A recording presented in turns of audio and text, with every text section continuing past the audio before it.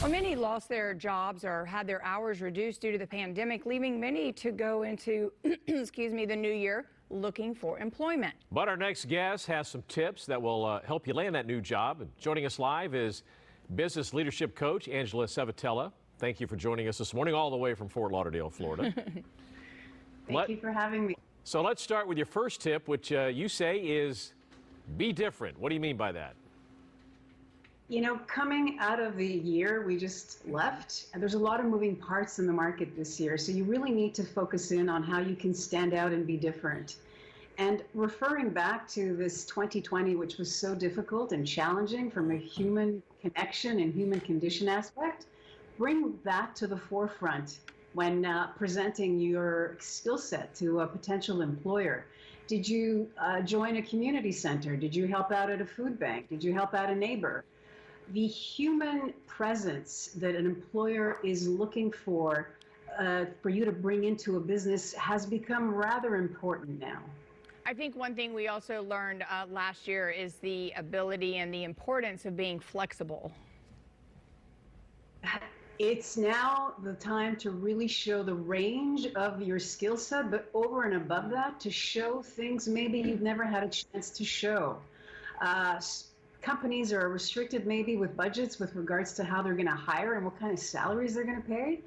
So show that you're versatile and flexible and you can wear more than one hat. Also, for those who do have a job, this is a good time to show that range and flexibility if you're trying to vie yourself, for a promotion.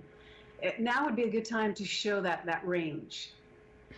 All right, the next point is about collaboration and independence.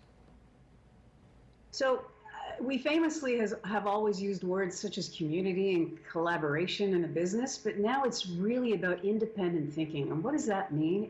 People want to see, employers want to see if you have initiative. They want to see if you've got an entrepreneurial spirit when it comes to an employer giving you a task to take care of. So they want to see that you're a self-starter, a self-motivator, that if something is given it to you, that you can take it and take care of it without being micromanaged. Before you go on the interview, you've got to create a resume and a cover letter, and you're saying don't use the same for the application. If you're applying to 20 different companies, I beg of you, take the time to do a little research on each company where you submit your resume to.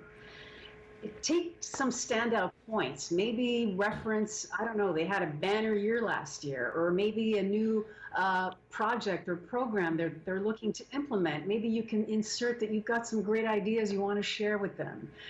You went to the same university as the CEO and you pledged, the same way he did or she did. Show something that personalizes the outreach to that company. It says a lot about you and the impact you're looking to make. Well, this last point is pretty obvious, I think. It's obviously you got to have a positive attitude. So that sounds easy to do. It's actually rather becoming more and more difficult. So it's not just about having it, it's also about keeping and staying positive. So I like to, whenever I have that challenge, I like to think of something that I'm contributing to that's greater than myself and my reality.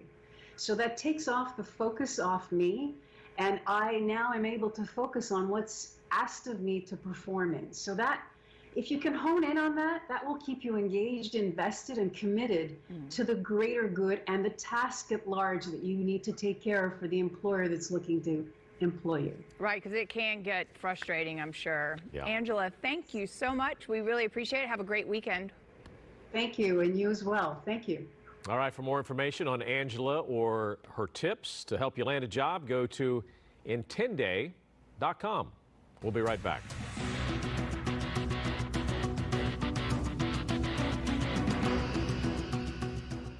This portion of the news is brought to you